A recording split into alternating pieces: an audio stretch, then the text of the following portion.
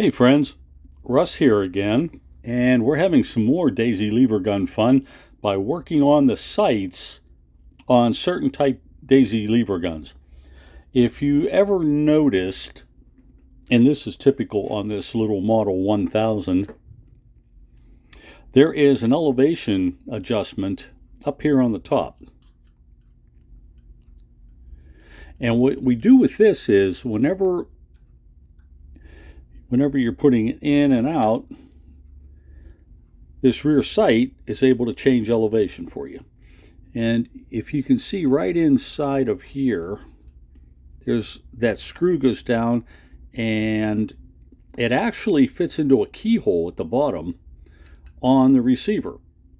So let's talk about what happens whenever you don't have that screw. Well, if you take a typical sight like this is a piece of a sight that I've taken off of another gun. This little shoe at the bottom, this is a pretty thin one, factory shoe. You can see whenever you turn that, this goes up and down.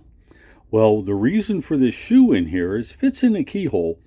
Not only does it push whenever you turn this in to raise the sight, but whenever you turn it counterclockwise, it pulls the sight down. Sometimes these sights will get bent, and if the persuasion of that bend happens to be up, whenever you turn counterclockwise, it'll stay up.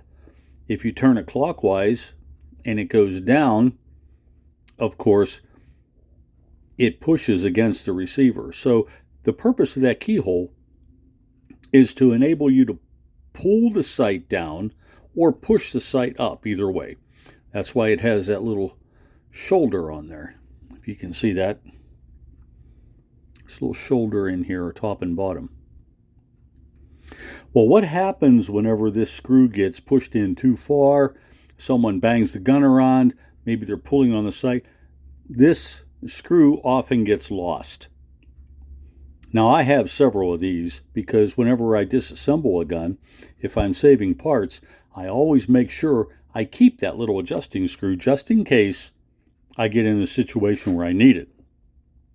If you ever thought of what you could do if you don't have access to one of these to replace it with, is it possible to make one? Well, yes, it is. And let's talk about that a second. First, we have to know what size thread we're talking about. This happens to be a number 8 screw, number 8 diameter with a 32 thread. And it fits perfectly into that hole. Now, you could take a short screw or you could cut one of these off and you could simply use it to push against the receiver to elevate. If you ever got into a situation where you wanted to back it off, it might spring back in place, but then again, if it's stuck up there, you're not going to be able to pull the sight back down. But what I've done is just to be able to try to make one, I used a screw like this to start with. And if you'll notice, this panhead screw already has a slot centered on it from the factory. So that I left in place. The original screw, of course, the slot is all the way at the top of where the threads are. You can see that in here. And you could run the threads all the way in. We could have made a shorter version of this and cut the notch in the top, but for the sake of fun here, I just decided to leave that and grind the excess diameter off of the top. Here's what we ended up with. You can see that. There's the notch for the screwdriver. And the thickness of the head, of course, gave me a little bit of distance that doesn't have a thread on it. So once we get past this point, and it shouldn't interfere with the sight because obviously the notch on the rear sight is going to be above this.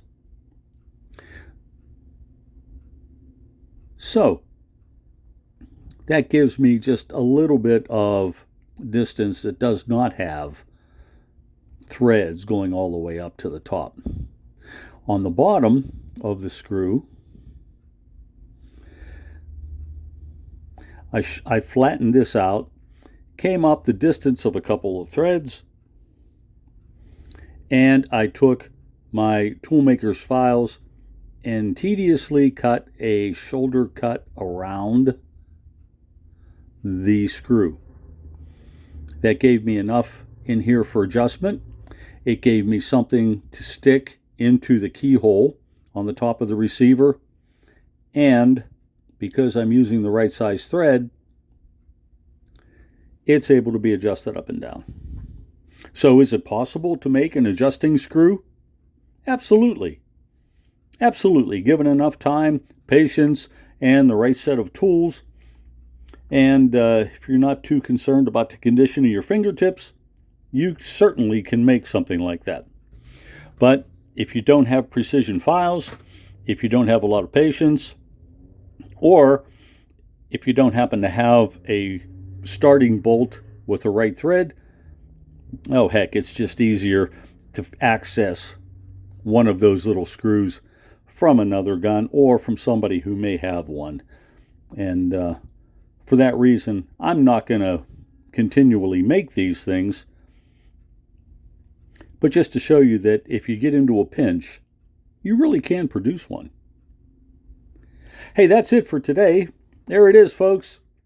I hope you enjoyed that, and we'll talk more later about other things you can do by having fun with your Daisy lever guns.